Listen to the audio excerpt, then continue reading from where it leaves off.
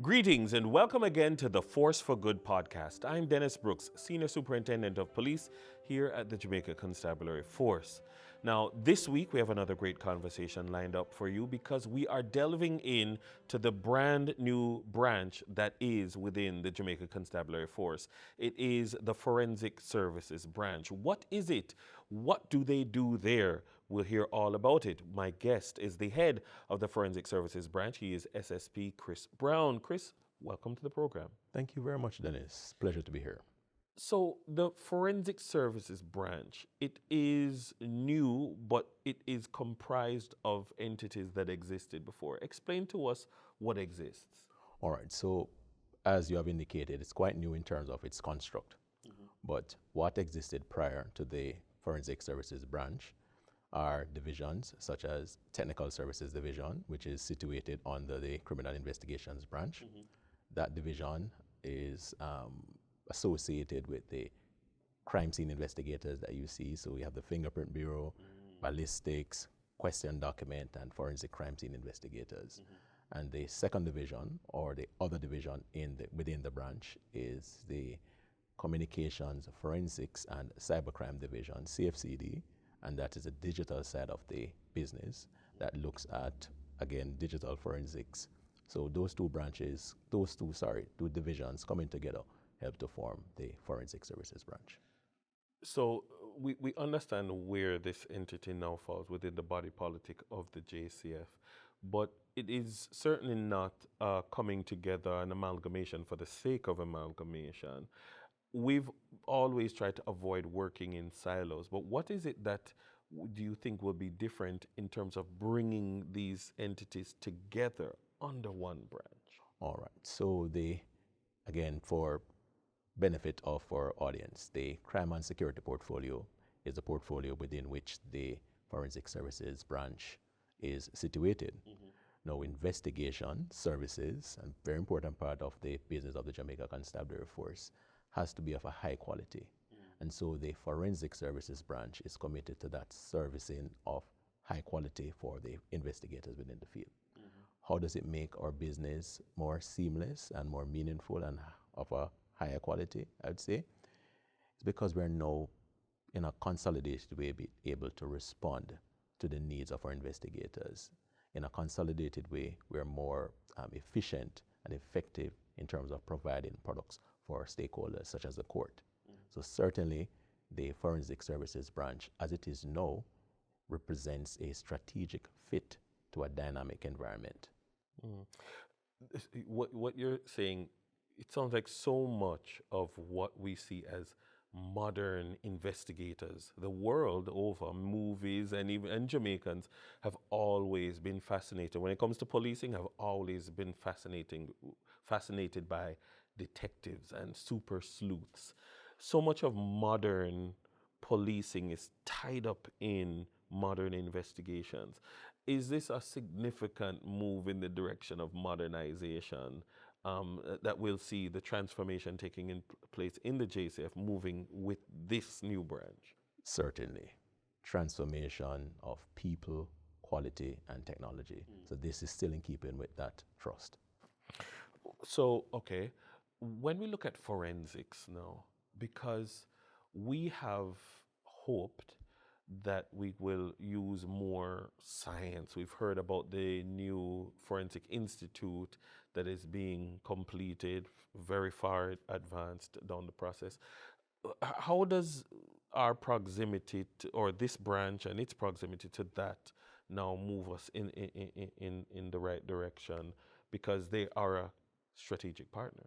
Certainly. So the Institute of Forensic Science and Legal Medicine is one of our strategic alliance partners, and certainly they provide that you're speaking about, the forensic suite for autopsies and so on. What we do at the Forensic Services branch is to ensure that the kind of evidentiary material that is necessary to support a case is properly collected, identified, analyzed, and processed. You've been a senior crime officer for quite some time. though old you are not, but you have been a senior crime officer for a long time in various parts of the country. In your estimation, how has forensic science and its role in criminal investigations evolved in Jamaica since? I mean, even just since you've been in the force. So not to predate me, but I've been around since the time of melting wax to seal evidentiary material.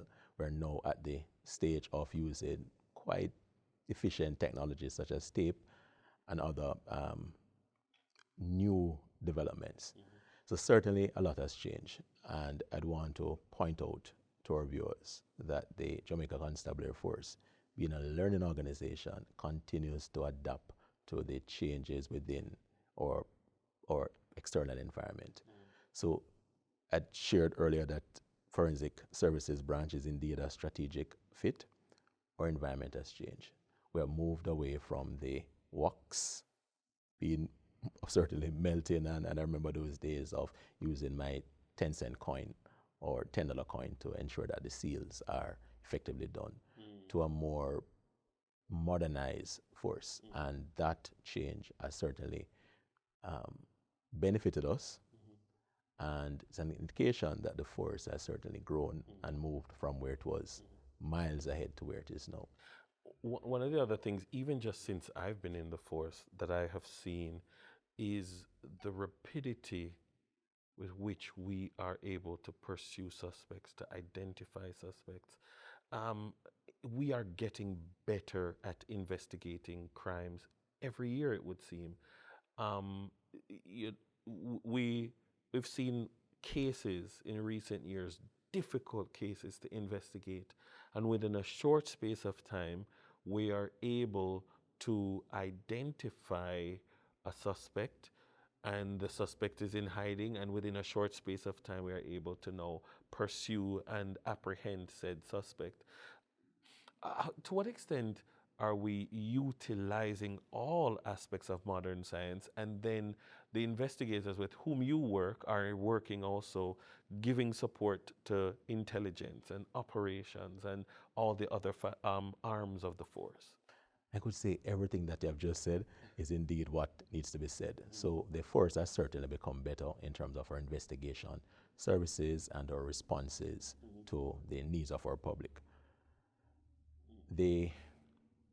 Our investigators have, over the years, been receiving higher quality training. We do have a school of excellence that provide that kind of services to us. Our investigators are also tested each day with the various crime scenes that they will have to process and to handle. And those things in of itself has sort of built out our core competencies, our capabilities to respond to the kind of changes as they go. Right. So the modernization of how we are investigating these matters and taking us to the next level of investigation. What you're seeing actually is reflecting the kind of leadership that is necessary for these kind of things. Our investigators are working more closely together. We are utilizing science, which is forensic science, to support our investigations. And so that is part of the modernization efforts of the Jamaica Constabulary Force. Let me ask you then, because in terms of the traditional science, but increasingly under your branch, what we're seeing now is the traditional science is meeting the digital science. And the digital science, it's a thin line between where digital and traditional biology and ballistics meet.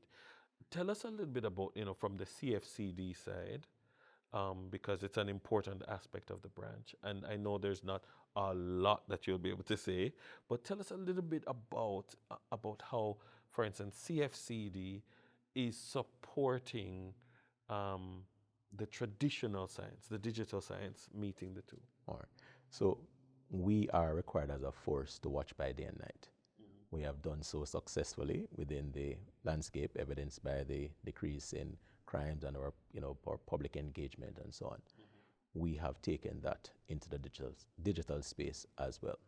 And so the CFCD represents that arm of the JCF that assists with investigations of those kind of cases that occur within the digital landscape. Very important part of the kind of investigative support that we give to the people of Jamaica. Definitely. But for those persons, there are some, and I've heard it said, and I've had to address it in some quarters, but there are some who almost they feel like, there's a missing persons investigation and CFCD was incorporated in that investigation, but they weren't incorporated in my relative's investigation. To what extent do we utilize your branch in every investigation? The forensic services, that important science, plays a role in all investigations. All investigations. As it relates to the work of the CFCD, missing person investigation is one of the things that they actually support investigators with. We're able to provide timely and accurate and reliable information to investigators regarding efforts to go searching for missing persons. But rest assured that the CFCD provides reasonable and sufficient support to investigators regarding missing persons investigation.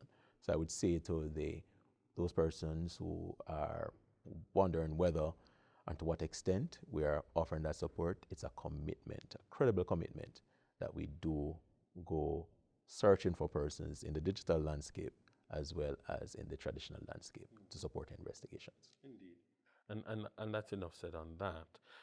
Let's talk about some of the challenges that you have to overcome, because there are crucial things that you do that you never speak of, and that's a challenge, the inability to share certain things that you do. But there are other challenges. Some are born out of our culture, the way we operate. Tell us about some of the challenges that you overcome as investigators in this particular area of policing. All right, so policing is both an investigation, is both an art and a science. The forensic science is that kind of behind the scenes work, often associated with that fancy thing on television, CSI, that lends a kind of support to investigations. It's difficult at times to share with the public that what you're seeing on the television is not necessarily the reality of the case. There are turnaround times regarding the processing of some physical evidence. And so it's not necessarily going to happen within 24 hours. It's not necessarily going to be happening in 48 hours. Sometimes some of these tests or scientific responses to our investigation does take some time. And we want the public to appreciate that we are working on these things and there's a time associated with it. So one of the biggest challenges is really competing with the Hollywood effects of CSI and providing that accurate, thorough, and reliable support from forensics. It is, Chris, it is something that I have spoken to persons in the media all the time about. There is a thing called the CSI effect, that societies have generally become deceived into thinking that a murder investigation, for instance, can be wrapped up within 58 minutes, including commercials, that it's just not real. And like, people don't know, for instance, when you seek to do a DNA confirmation of something, like how long it actually takes, or when people seek to, run blood samples or, check the stomach, the contents of the stomach of a body. These things take time. How long do these things take realistically? Because some people might think, 15 minutes. I've had persons call me on the same day. Oh, do you have confirmation yet? Have the results come in yet? And I have to be saying, that's not how long it takes. It's unrealistic. And want to respond in simply saying each case on its own merit. Depending on the physical evidence that is being analyzed. There are some bits and pieces of physical evidence that can provide a faster turnaround time. There are other pieces of physical evidence that requires a greater due diligence. And we have to ensure that we maintain our integrity in terms of that process or those processes. And so part of what we do and will continue to do is to communicate with our various stakeholders regarding the length of time to process some of these bits and pieces of physical evidence that But sometimes processing takes weeks. it could. Sometimes it takes days. It could. Sometimes it takes weeks. And it could take a few minutes depending on the physical evidence that is being analyzed. Indeed. Interesting. Again, a part of what we do here in the JCF on a whole is to ensure that we keep our public informed as to the status of our investigations. I recently saw some images of some of your colleagues. SP Victor Barrett and a team were in the States doing some training. And I thought to myself, well, it's important that the public sees that you, in your area of work, are trying to stay on the cutting edge. To what extent does the branch and indeed the entire, well, in terms of the crime and security portfolio, you stay on the cutting edge of forensic science, cyber, and all of these aspects of policing? So an important part of all of this is the investment that has been made in training. For the detectives, there's a school of excellence that provide a variety of training opportunities to build the kind of competencies that is required for investigators or for forensic officers, as the case may be. So we have also found ourselves in meaningful partnerships with some of our local and international partners.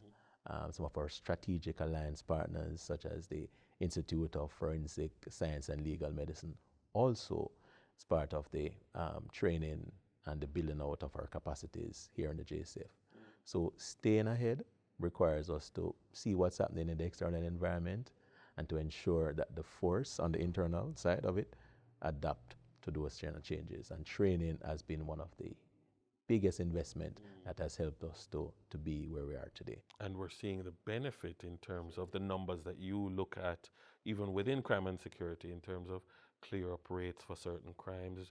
Do you have any information in relation to that, how the improvements in the utilization of science are improving the quality of work that you're putting out?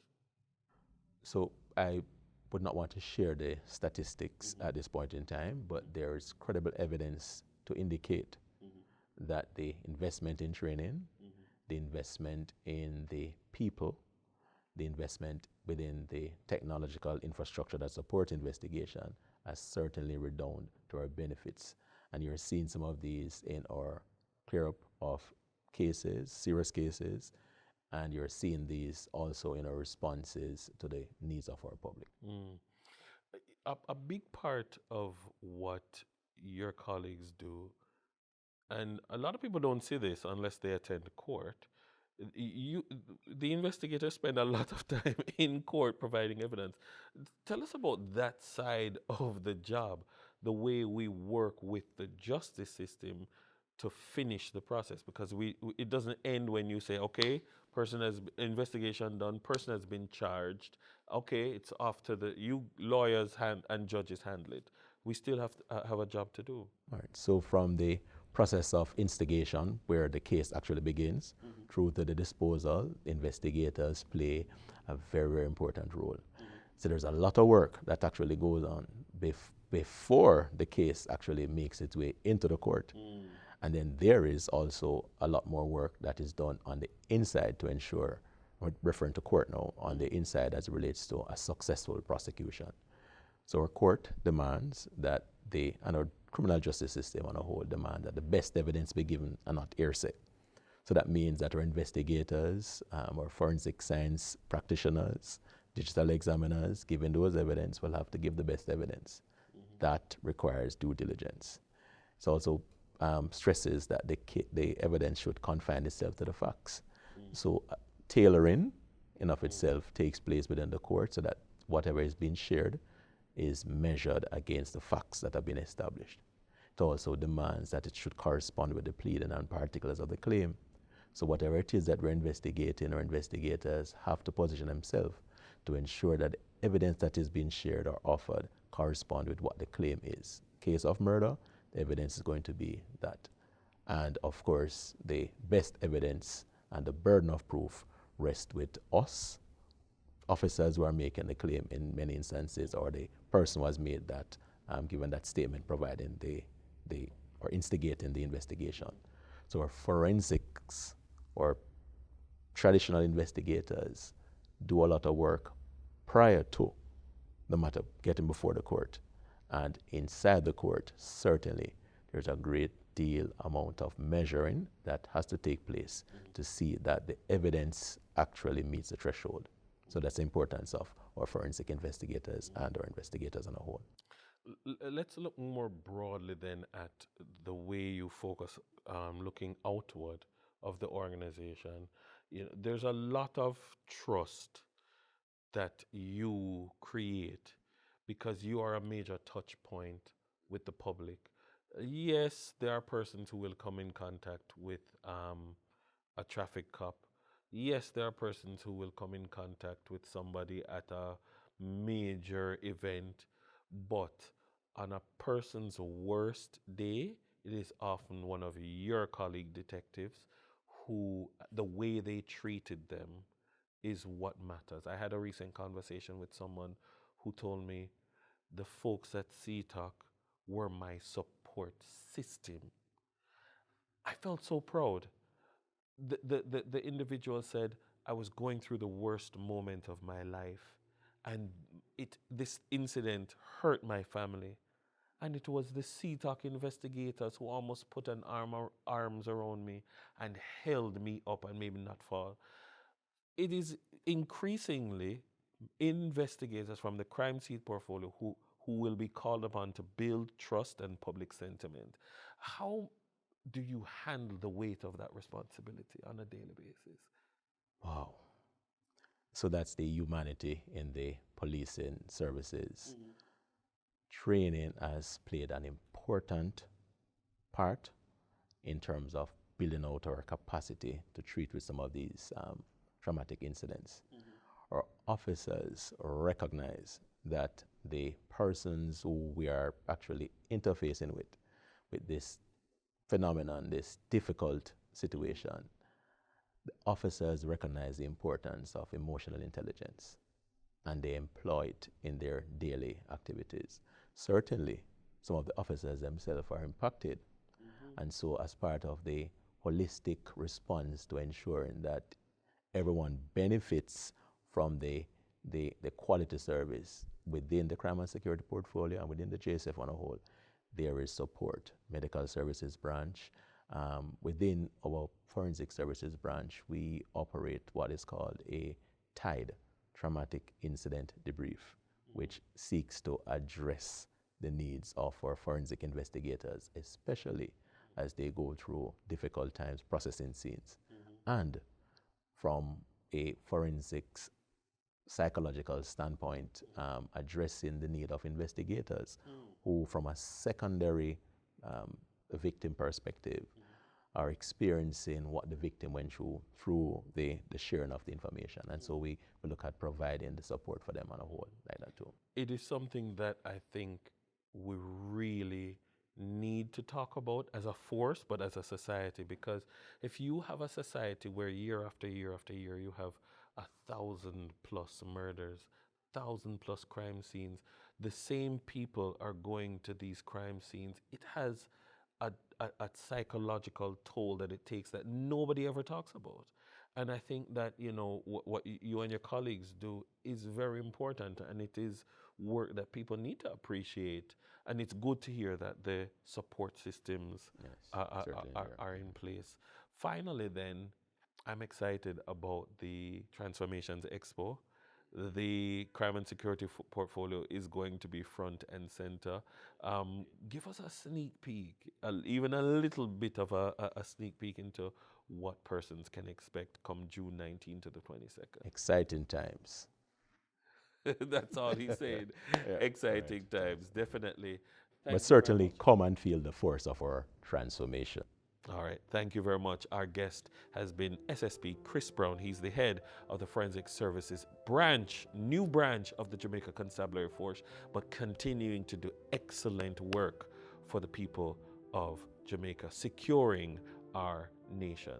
This has been the Force for Good podcast. I'm Dennis Brooks. Until next time, take care.